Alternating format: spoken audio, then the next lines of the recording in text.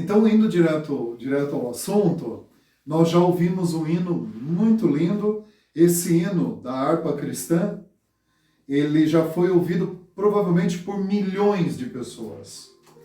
E ele já converteu, não o hino, mas a palavra que aqui está compungida, né, compungidos pelo Espírito Santo, porque olhando a letra desse hino, ela é inspirada na palavra de Deus, então milhões de pessoas já foram alcançadas através desse hino. Milhões de pessoas já testemunharam que chegaram a Cristo, entregaram sua vida ao Senhor por ter ouvido esse hino. Então eu estava orando na minha casa, pedindo orientação ao Senhor, e o Senhor colocou duas coisas distintas e bem claras dentro do meu ser. Esse hino e o texto que nós vamos ler como texto áureo, que ele se encontra na Bíblia, né, no livro de Romanos, na carta de Paulo aos Romanos, no capítulo 10, no versículo 9. Dou um tempinho para você que nos ouve, nos assiste a abrir. Então vamos lá. Romanos, capítulo 10, versículo 9. Carta de Paulo, epístola de Paulo aos Romanos, no capítulo 9, no capítulo 10, no versículo 9.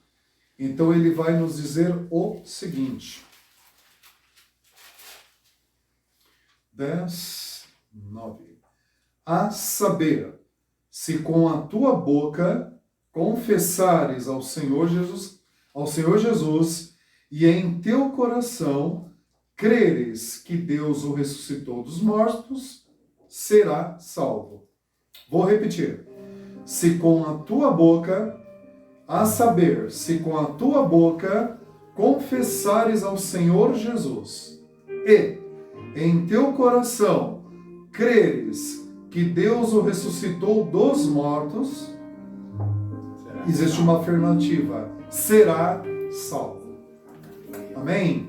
Então que essa palavra fique gravada no seu coração e a partir dela nós vamos discorrer por alguns minutos algo da parte de Deus para nossas vidas. Amados, quando se fala em salvação, nós primeiro precisamos rever alguns conceitos que ao longo dos anos, esses conceitos aparentemente parecem ter mudado o significado, irmão José. Mas salvação, na sua essência, é resgate. Só ocorre salvação quando há resgate. Se eu, por alguma situação, eu lhe salvei, irmão José,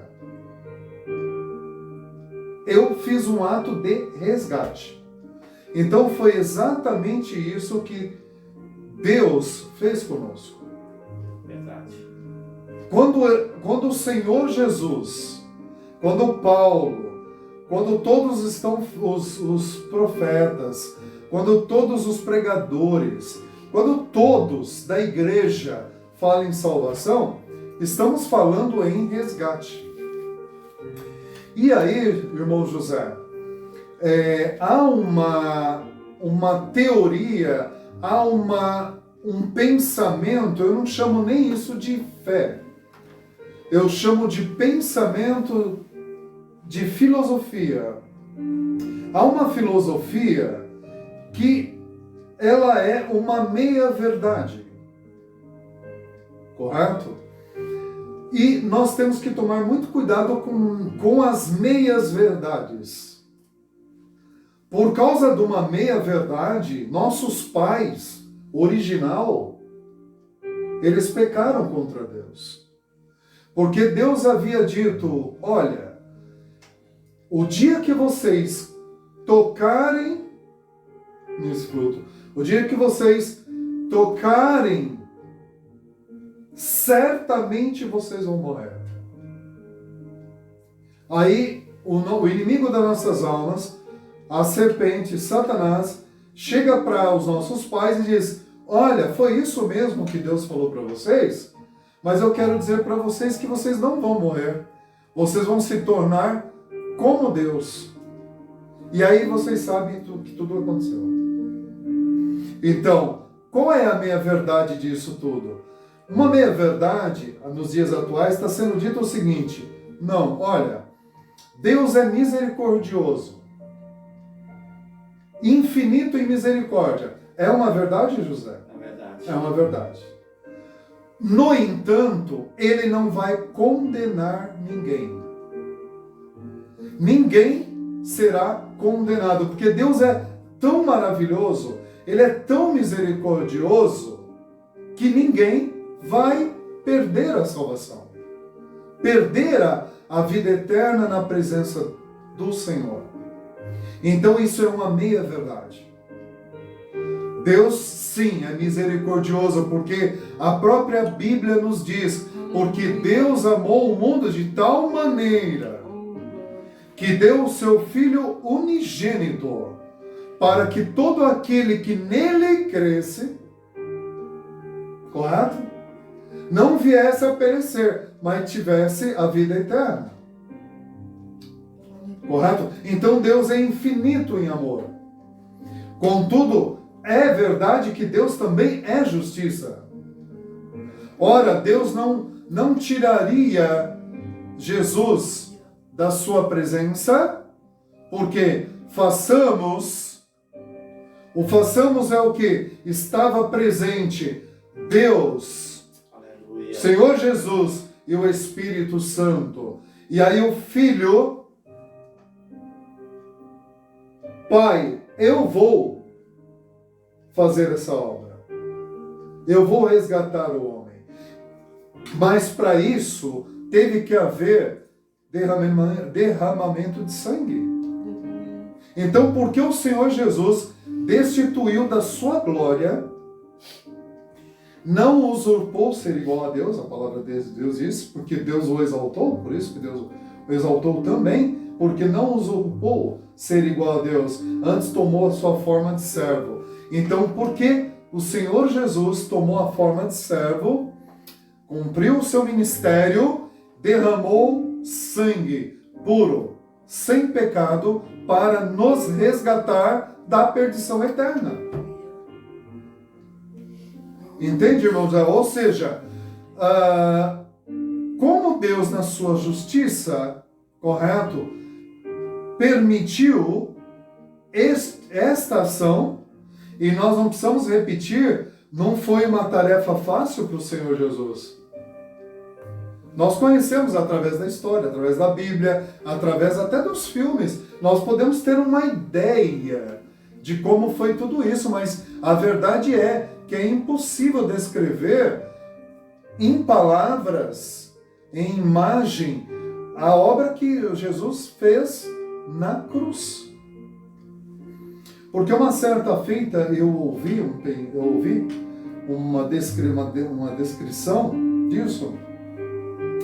A pessoa dizendo o seguinte: olha, os cravos na cruz, os cravos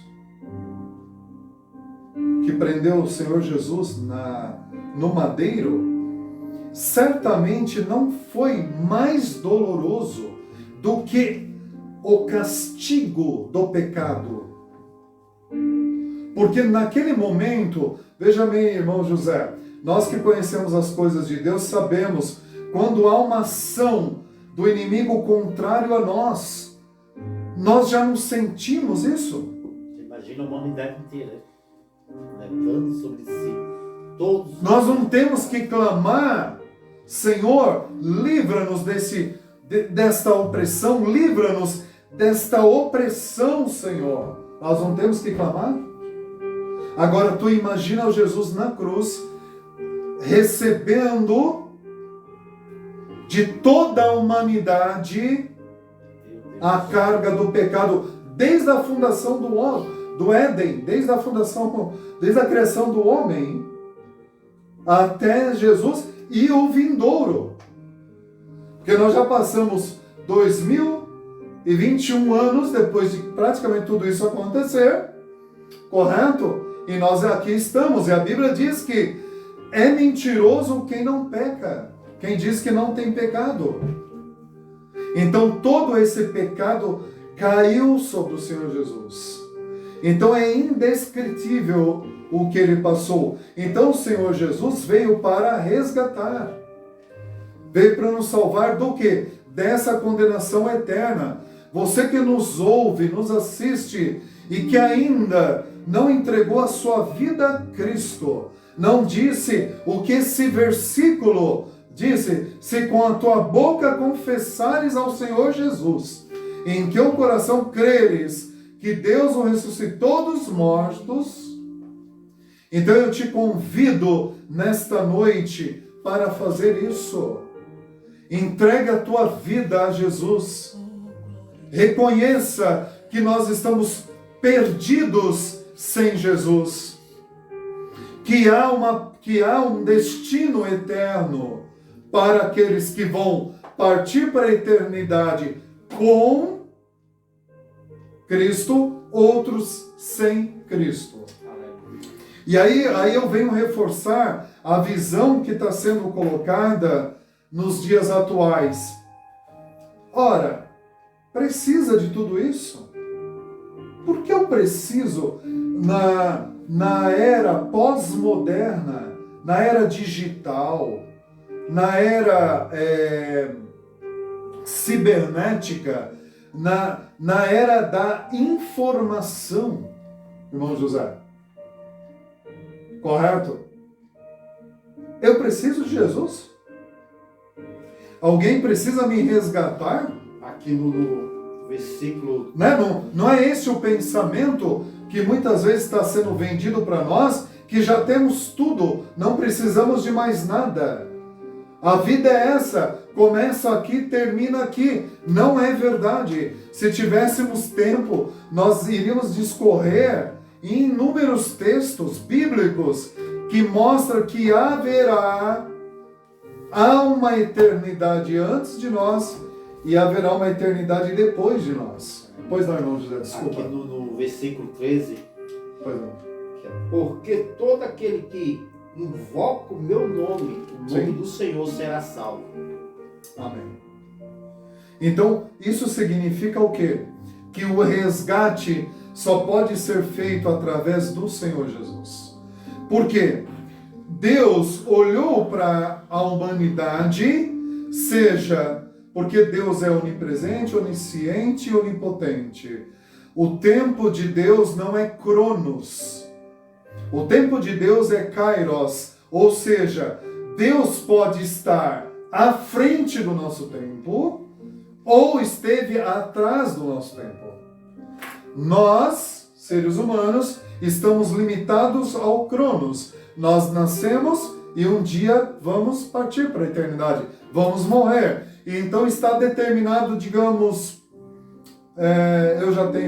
eu já sou passado de 50 anos, digamos que a cronologia da minha vida fosse de, 80 anos, correto? É uma cronoanálise, é uma cronologia, é um estudo do tempo do cronos.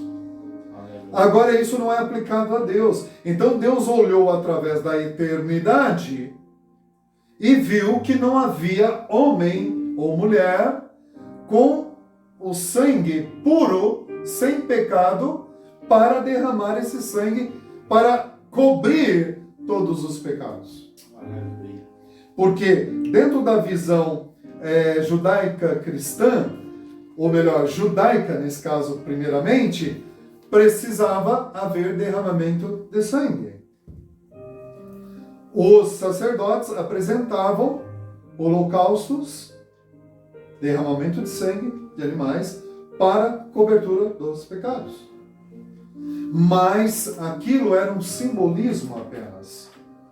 Porque nenhum sangue de nenhum animal, de nenhum ser humano, Deus não mandou sacrificar o ser humano? Voltou dizendo, se tivesse um ser humano a ser sacrificado, nenhum deles cobriria a nossa perdição. Então foi necessário a Trindade Santa desenvolver um plano de resgate. E esse plano foi executado por Jesus. Então não se engane com a televisão, não se engane com os livros filosóficos, não se engane inclusive com aqueles que diz que nós podemos viver uma vida natural aqui, um dia nós vamos morrer, sim, nós vamos ter um estágio entre morte e renova vida. Não está escrito isso na Bíblia. Que eu vou ter uma nova oportunidade de renascer e ter uma nova oportunidade de salvação se eu não o fiz nesta vida que eu estou tendo agora. A palavra de Deus diz que ao morrer, meu corpo desce à terra, ao pó da terra que o deu, e o meu espírito retorna a Deus. E a nossa alma vai ser guardada para o dia do juízo. Amém? Vamos ver? É isso? Então, ou seja, nós temos uma única oportunidade. E quem sabe nesta noite você esteja ouvindo eu falar claramente da parte de Deus, de que entrega a tua vida a Jesus. Isso não significa que amanhã você não vai precisar trabalhar, que amanhã você não vai precisar desenvolver a sua vida, que amanhã você não vai precisar, fazer as coisas da vida do dia a dia. Mas amanhã, ou hoje ainda, se tu partir para a eternidade, existe um selo do Espírito Santo na tua vida. O teu nome estará escrito no livro da vida. E se você partir da eternidade para a eternidade hoje, com Cristo, você está já selado para o dia da redenção, onde que todos comparecerão diante daquele que é o justo juiz. Uns separados para o gozo eterno e outros separados para o tormento e perdição eterna. Qual será a tua decisão? E ela não pode ser dada pelo teu pai, ela não pode ser dada pelo teu marido, teu esposo, tua esposa, teus filhos, por ninguém. Essa decisão ela é única, ela é pessoal. Por isso que, quando tudo isso vai acontecer, porque o Senhor Jesus, eu não tinha preparado isso, mas veio isso em mente agora. O Senhor Jesus disse, olha, vocês estão vendo essas criancinhas aqui? Dos tais é o reino dos céus. Então, em outras palavras, o Senhor Jesus estava dizendo que essas crianças eram anjos. Eram seres que não tinham pecado. Não pecado original. Elas não tinham pecado. Pecado da vida. Então, dos tais era o reino dos céus. Então, uma criança que não tem entendimento, ela vai para o céu se ela vier a falecer. Porque dos tais é o reino dos céus. Mas no momento que aquela criança começou a ter entendimento, e isso alguns especialistas dizem, defendem, que isso já a partir dos 7 anos já começa a existir. Um ser humano com 7 anos de idade, ele já começa a entender determinadas coisas que já não é mais de criança. Mas alguns divergem, alguns é um pouquinho mais, outros são um pouquinho menos, mas não importa. O Senhor Deus, na sua infinita misericórdia, a inocência é inocência. Entendeu, irmão José? Agora, a partir do momento que nós passamos da idade da inocência já é com idade de conhecer as coisas de Deus, aí nós já temos o perigo de partir para a eternidade sem Cristo. Caminhamos. Quando a gente lê esse texto, se com a tua boca confessares ao Senhor Jesus e em teu coração creres que Deus o ressuscitou dos mortos, será salvo. Nós estamos falando, então, essencialmente da salvação. Irmão José, a salvação, ela passa por 3 pontos, eu digo que fundamentais. Correto? Esses pontos fundamentais a partir de nós, tá? A partir de nós. Correto? Das coisas concernentes a Deus, é óbvio, a misericórdia, o plano de Deus, o plano de salvação, a obra redentora do Senhor Jesus, a ação do Espírito Santo, porque o Senhor Jesus disse, eis que vou para o Pai, mas vos deixareis o Espírito Santo, o Consolador, né? A saber este, o convencerá da justiça e do juízo. Ok? Então o que acontece? Nós temos a ajuda do Senhor, da Trindade Santa, das coisas de Deus, mas a saber das coisas que pertencem a nós, a partir de nós. Eu enunciei três pontos para nós irmos para o final. Fé, confessar e arrependimento. Essas 3 propriedades têm que estar presente no ato da salvação. Por que eu digo isso? Irmão José, a salvação, ela não é progressiva. Digamos, eu comecei agora salvo, bem pequenininho, e daqui a uns dias estarei salvo grande. Salvação não tem essa dimensão. Salvação é um ato concreto. É um ato único, concreto. Eu sou salvo. O irmão é salvo em Cristo Jesus. Isso vai perdurar se o irmão viver 100 anos, vai perdurar por 100 anos. A partir do momento que o irmão José, ou eu, ou qualquer outra pessoa que depois que foi salvo, disse, não quero mais saber dessas coisas de Deus, não creio na salvação,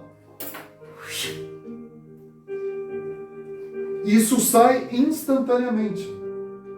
Se aquela pessoa partir para a eternidade 1 minuto depois, ela vai partir sem a salvação. Agora, a partir do momento que tu entrega o teu coração a Jesus, tu entrega a tua vida a Jesus, dizendo, Senhor Jesus, eu reconheço que eu não posso partir para a eternidade sem a salvação. Eu acredito que existe um lugar de delícias, de gozo, mas também tem um lugar de tormento eterno, reservado à desobediência, reservado àqueles que se rebelaram contra Deus, reservado aos desobedientes, aos filhos da ira. Glória a Deus. Então eu vou partir para a eternidade com Cristo, enquanto eu crer nesta verdade e crer que o Senhor Jesus é o único e suficiente Salvador. Não há outro intermediário, não há outra intermediária, não há outro. Somente o sangue do Senhor Jesus. Até tem um cântico que diz, eu sou livre, né? Nada além do sangue. Eu sou livre, nada além do sangue, nada além do sangue de Jesus. É isso. Eu sou livre. Em Cristo Jesus eu sou livre. Amém, queridos? Então, fé, confessar e arrependimento. Mas essas 3 coisas só ocorrem, irmão José, com a ação do Espírito Santo. Sem a ação do Espírito Santo, nós não teríamos o dom da fé, da salvação, que é Ele que nos concede. Nós não teríamos como confessar os nossos pecados e muito menos arrepender dos mesmos. Porque alguém fala, mas as coisas do mundo, essas coisas do mundo, né, não são boas, né, e começa a falar, será que eu preciso me arrepender das coisas do mundo, do pecado? Será que, vou dar um exemplo, né, só um exemplo, tem uma lista, né, gigante, mas só como exemplo, poxa, uma pessoa que engana, que fala mentira, que engana o seu semelhante o tempo todo, que mente, que é uma pessoa desonesta, enfim. Então ele vai olhar para dentro de si e dizer, mas isso é tão normal. Tantas pessoas fazem isso. Não é pecado mais, eu acho. Se foi pecado, talvez para o meu pai, mas para mim agora isso é tão normal. Eu assisto na televisão todos os dias, nas novelas, todo mundo mente, todo mundo inventa, todo mundo engana, mas é pecado. Eu vou cometer o pecado de adultério. Eu vou cometer o pecado de, vamos dizer assim, engano, né? Vou tirar a vida de alguém, vou chegar ao extremo, tirar a vida de alguém. Isso não é pecado, hein, irmão José? Isso não é pecado? O mundo de si hoje está imaginando isso. Então, há uma filosofia perigosa, viu, irmão José? Duas filosofias perigosas. A primeira é de que, certo? Aquela que eu comentei agora. Deus é tão amoroso que ninguém vai para o inferno. Ninguém vai perder a salvação. Deus é misericordioso. Como de fato é. Deus quer que todos cheguem à salvação. A saber, em Cristo Jesus. E a outra filosofia é aquela de que, não, mentira foi pecado por um tempo atrás, agora não é mais. Agora eu posso mentir à vontade. Tal coisa foi no passado que era pecado, agora não é mais pecado. Entende? É uma série de coisas que a televisão, a mídia, quer fazer nós entendermos que não é pecado. Ok? Eu não quero citar outros pecados aqui, até para não ofender ninguém, né? A ideia não é essa. A ideia é só dizer o seguinte, ora a Deus, peça a ajuda do Espírito Santo e vê o que é pecado. Pede para Ele, ore com sinceridade, Espírito Santo de Deus, isso que eu estou cometendo hoje ou amanhã, eu cometo sempre, diante de Deus, isso é pecado? Espírito Santo, fala ao meu coração. Podem ter certeza, se você fizer essa oração com sinceridade, o Espírito Santo vai te mostrar. De alguma maneira. Na Bíblia, usando uma pessoa, usando qualquer coisa, Deus vai falar contigo, mostrando que isso é uma verdade. Já passei um pouco do horário, só para terminar. Então, em Efésios, no capítulo 2, nós precisamos ler uns textos muito bons a respeito dessa palavra. Então, Efésios 2 diz, carta de Paulo aos Efésios, no capítulo 2, vou ler de 1 em diante, rapidamente. E vos vivificou, estando vós mortos em ofensas e pecados. Então, isso é nós, antes de Cristo. Ok? Em que noutro tempo andaste segundo o curso deste mundo, segundo o príncipe das potestades do ar, do espírito que agora opera nos filhos da desobediência. É o mundo, é o que estamos vivendo hoje, que faz tempo que é vivido. Entre os quais todos nós também antes andávamos nos desejos da nossa carne, fazendo a vontade da carne e dos pensamentos. E éramos por natureza filhos da ira, como os outros também. Aí pulando, já lá na frente. Aqui, ó. E estando nós ainda mortos em nossas ofensas, nos vivificou juntamente com Cristo, pela graça sois salvos. Ele nos ressuscitou juntamente com Ele e nos fez assentar nos lugares celestiais em Cristo Jesus, para mostrar nos séculos vindouros as abundantes riquezas da sua graça, pela sua benignidade para conosco em Cristo Jesus. Porque pela graça sois salvos, por meio da fé. E isso não vem de vós, é dom de Deus. Foi o que eu disse. A fé posto em nós é de Deus. Não é isso? Não vem das obras para que ninguém se glorie, porque somos feituras suas, criados em Cristo, para as boas obras, aos quais Deus preparou para que andássemos nela. Ou seja, hoje é o dia da fé, o dia de confessar nossos pecados e nos arrepender dos nossos pecados. E pedir, Espírito Santo, entra na minha vida. Eu quero pertencer à família de Cristo. Eu quero pertencer à família do Senhor Jesus. Aquele que Ele veio resgatar há 2021 anos atrás. Na cruz do Calvário, Ele resgatou, Ele nos salvou da perdição eterna. Então, por isso, nós te louvamos, Senhor, e te agradecemos, porque o Senhor já tem feito isso em nossas vidas. E eu te louvo, Senhor, e eu te agradeço, porque um dia essa misericórdia chegou até a minha vida, chegou na vida da irmã Edneide, do irmão José, e é por isso que nós estamos falando, irmão José, nesta noite, e é por isso que nós estamos falando da graça de Deus, e é por isso que nós não nos arrependemos nunca de ter entregue nossa vida a Jesus, nunca. Então eu entrego agora, devolvo a palavra ao nosso irmão, mas fazendo a seguinte pergunta: se você morresse hoje, se você partisse para a eternidade hoje, qual seria o destino eterno da sua vida? No gozo eterno, na presença do Senhor, ou na perdição eterna, nos filhos da ira, nos filhos junto com os filhos da desobediência? Aqui está, e eu quero mandar um abraço também para, me veio em mente o irmão Edifran.